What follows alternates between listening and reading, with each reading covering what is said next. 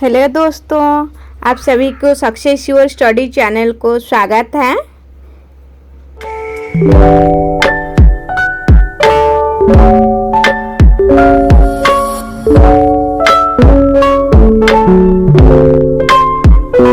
का topic discussion करने से पहले सब्सक्राइब बटन प्रेस करके सब्सक्राइब कर दीजिए और ऑल नोटिफिकेशन ऑन कीजिए क्योंकि आपको सर्वप्रथम वीडियो मिले। चलिए आज डिस्कशन करेंगे पृथ्वीराज रासो की काव्य भाषा वर्णना कीजिए। ठीक है, ये क्वेश्चन के ऊपर डिस्कशन करेंगे और ये लॉन्ग टाइम क्वेश्चन रहा, लॉन्ग टाइप जैसे कि शॉर्ट भी आने से लिख सकते हैं आप लोग। चलिए पहले हम प्रस्तावना देखेंगे। पृथ्वीराज रासो हिंदी का पहला महाकाव्य है। ठीक है, इसके रचयिता कवि चंद्र बरदाई हैं। ठीक है, तो कहा जाता है कि इस काव्य के नायक पृथ्वीराज चौहान और कवि चंद्र बरदाई का जन्म और मृत्यु एक ही दिन में हुई थी। तो जो भी सच हो, पर रचना के ऐसा प्रतीत होता है कि दोनों बालन सखा थे। ठीक है, तो चंद्र बरदाई का संबंध पृथ्वीराज के राज दरबार से था। वे दरबारी कवि थे। पृथ्वीराज रासो जिस रूप में उपलब्ध हैं, यह प्रमाणित हो चुका है कि वह एक इस रचना का मूल पाठ नहीं है। रासो के मूल पाठ के निर्धारण के लिए विद्वानों ने तरह तरह के प्रयास किए हैं। आज रासो के कई संस्करण उपलब्ध हैं, जिनमें श्याम सुंदर दास दरबार संपादित नागरी प्रचारणी सभा काशी का संस्करण, माता प्रसाद गुप्त द्वारा संपादित पृथ्वीराज रासो और हजारी प्रसाद द्विवेदी का संक्षिप्त पृथ्वीराज रासो प्रमुख हैं। चलिए देखते हैं आज पृथ्वीराज रासो की भाषा। पृथ्वीराज रासो की भाषा के संबंध में दो मत प्रमुख हैं। ठीक है, तो पहला है कि एक मत के अनुसार पृथ्वीराज रासो की रचना एक निश्चित भाषा में हुई है।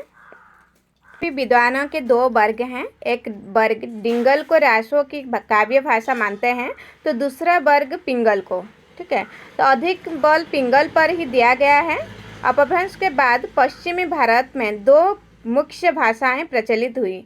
दक्षिण पश्चिम राजस्थान में डिंगल तथा पूर्वी राजस्थान और ब्रज मंडल में पिंगला। डॉक्टर उदय नारायण तिवारी का कहना है कि लंदन की रॉयल एशियाटिक सोसाइटी में सुरक्षित पृथ्वीराज रासो की हस्तलिखित प्रति के ऊपर फारसी में लिखा है।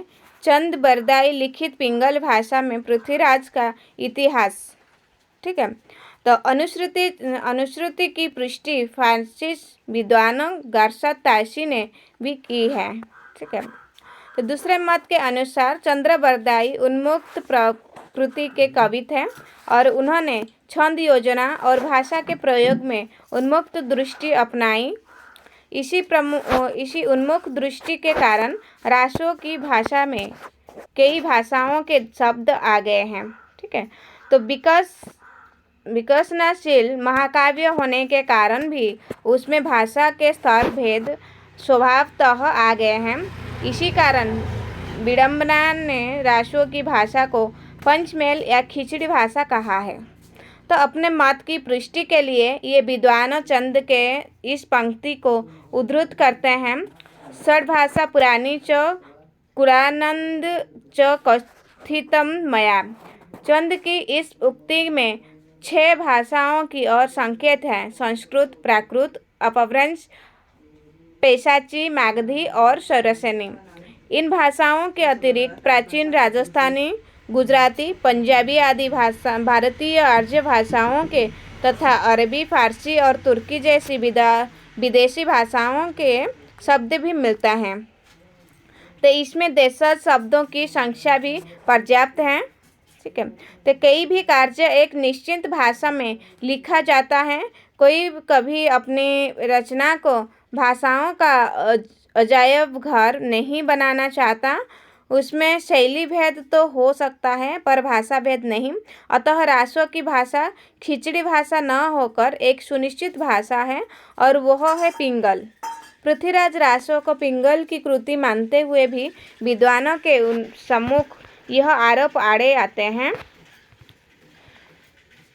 आते हैं कि उसमें व्याकरण की कोई व्यवस्था नहीं है और उसकी भाषा का रूप बिखरा हुआ है। पर यदि ध्यान से देखा जाए तो रासों के व्याकरण की व्यवस्था है।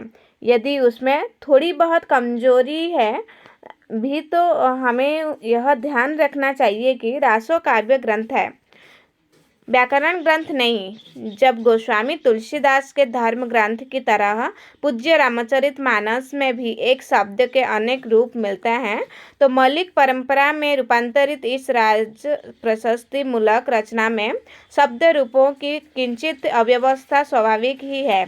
शब्द भंडार की दृष्टि से रासों में तत्सम और तद्भव जैसे कि तद्भव शब्दों के अतिरिक्त देशज शब्दों का भी अपरिमित भंडार है। रासों में प्रयुक्त विदेशी शब्दों का भी बाहुल्य है। उसमें फारसी, तुर्की और अरबी के शब्द भी प्रयुक्त हुए हैं।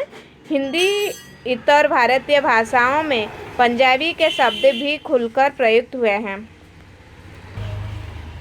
इस प्रकार शब्द भंडार की दृष्टि से रासों में प्राचीन भारतीय भाषाओं, मध्यकालीन भारतीय भाषाओं के शब्द समूह के अतिरिक्त विदेशी शब्दों और देशज शब्दों का अपार भंडार मिलता है। संक्षेप में भाषा वैज्ञानिक की दृष्टि से पिंगल को ही रासों की काव्य भाषा कहा जा सकता है, जिसमें नवोदित भारतीय आर्य भाषा हिंदी की विशेषताएं लक्षित होती हैं। देखिए, ये काव्य भाषा के बारे में था। अगर वीडियो अच्छा लगा तो लाइक, शेयर, सब्सक्राइब करना मत भूलना। और सक्सेस योर स्टडी हमेशा आपके साथ है। ऐसे में एजुकेशन के साथ जुड़े रहना, ठीक है। ऐसे अच्छा वीडियो पाने के लिए बेल आइकन को ज़रूर प्रेस करके ऑल नोटिफिकेशन को ऑन कर देना और सब्सक्राइब करके रखना, ठीक है। तो आज के लिए तो इतना ही था। अगर कहीं पे कुछ स्पेलिंग मिस्टेक हुआ होगा तो ये टाइपिंग के लिए तो सुधार लेना। धन्यवाद।